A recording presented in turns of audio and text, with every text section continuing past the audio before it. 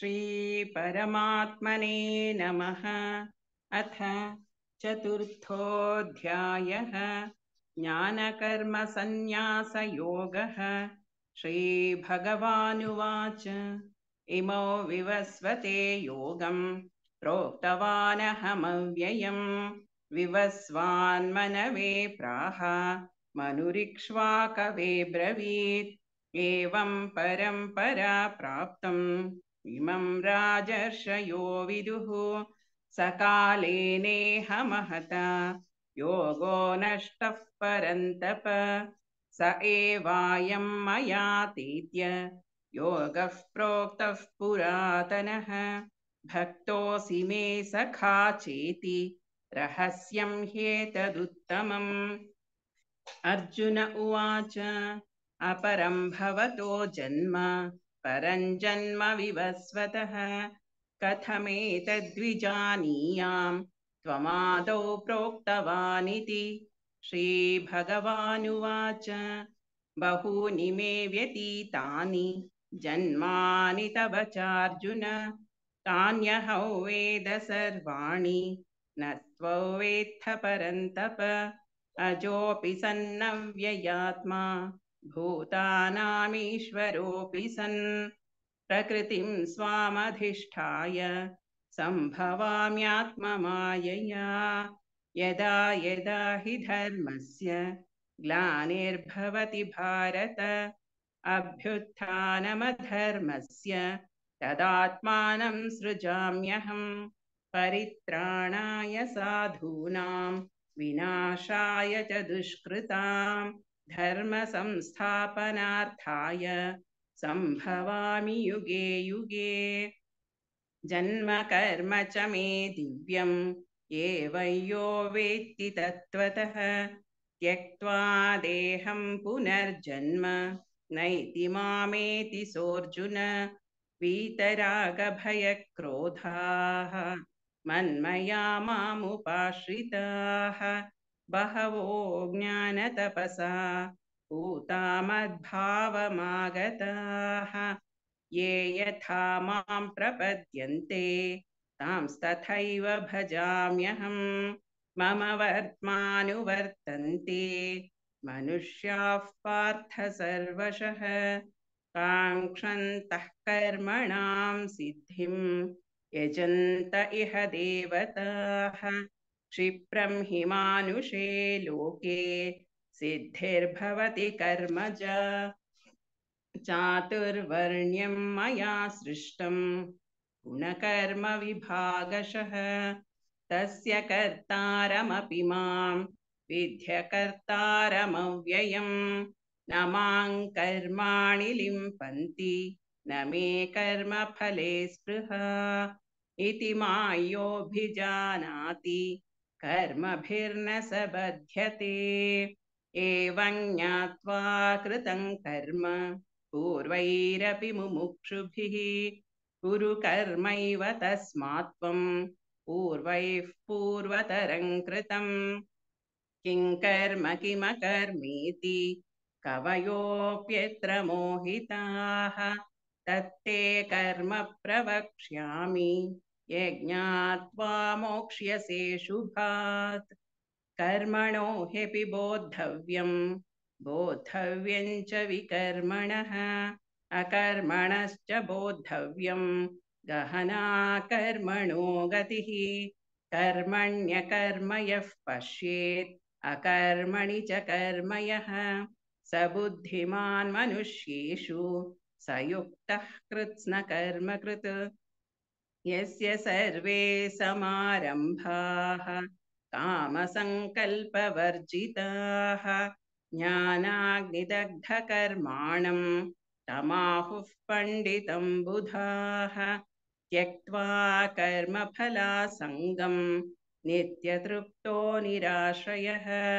कर्मण्यभिप्रवृत्तोऽपि नैव किञ्चित् करोति सः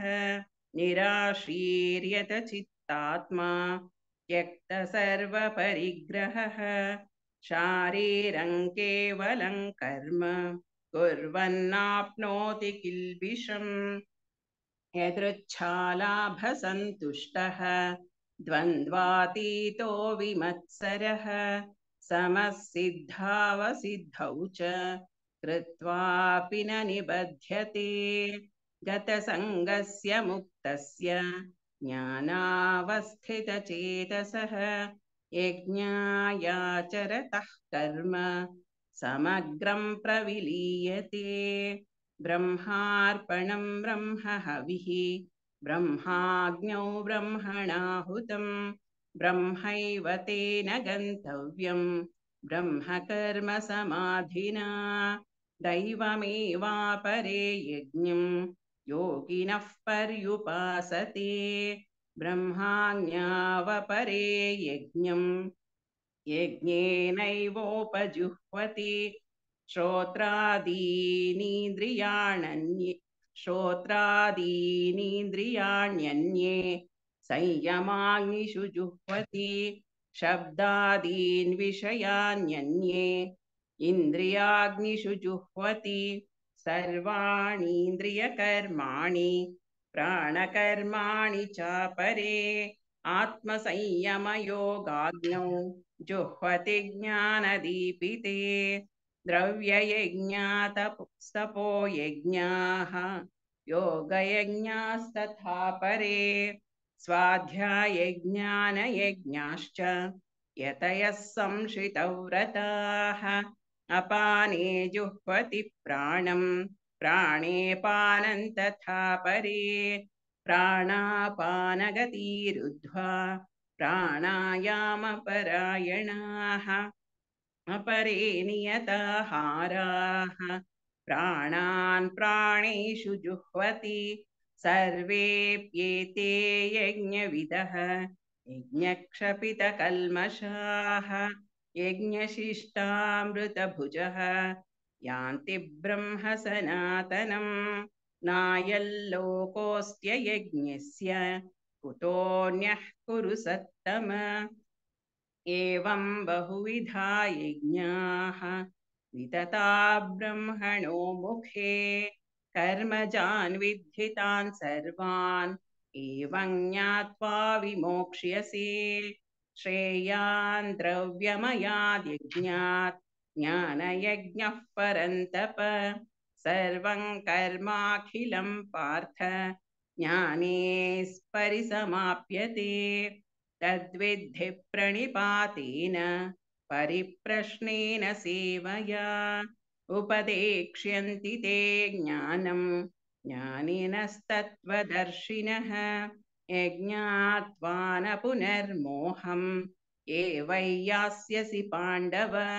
येन भूतान्यशेषेण द्रक्ष्यस्यात्मन्यथो मयि अपि चेदसि पापेभ्यः सर्वेभ्यः पापकृत्तमः सर्वं ज्ञानप्लवेनैव वृजनं सन्तरिष्यसि यथैधांसि समिद्धोऽग्निः भस्मसात् कुरुतेऽर्जुन ज्ञानाग्निः सर्वकर्माणि भस्मसात् कुरुते तथा न हि ज्ञानेन सदृशं पवित्रमिह विद्यते तत्स्वयै योगसंसिद्धः कालेनात्मनि विन्दति श्रद्धावान् लभते ज्ञानं तत्परः संयतेन्द्रियः ज्ञानल्लब्ध्वा परां शान्तिम् अचिरेणाधिगच्छति अज्ञश्चाश्रद्धधानश्च संशयात्मा विनश्यति नायल्लोकोऽस्ति न परः न सुखं संशयात्मनः योगसन्न्यस्तकर्माणं ज्ञानसञ्छिन्नसंशयम् आत्मवन्तन्न कर्माणि निबध्नन्ति धनञ्जय तस्मादज्ञानसम्भूतं हृत्स्थं ज्ञानासीनात्मनः छित्त्वैनं संशययोगम् आतिष्ठोत्तिष्ठ भारत ॐ तत्सदिति श्रीमद्भगवद्गीतासु उपनिषत्सु ब्रह्मविद्यायां योगशास्त्रे श्रीकृष्णार्जुनसंवादे ज्ञानकर्मसन्न्यासयोगो नाम चतुर्थोऽध्यायः। सर्वधर्मान् परित्यज्य मामेकं शरणं व्रज, अहं त्वा सर्वपापेभ्यः मोक्षयिष्यामि मा शुचः।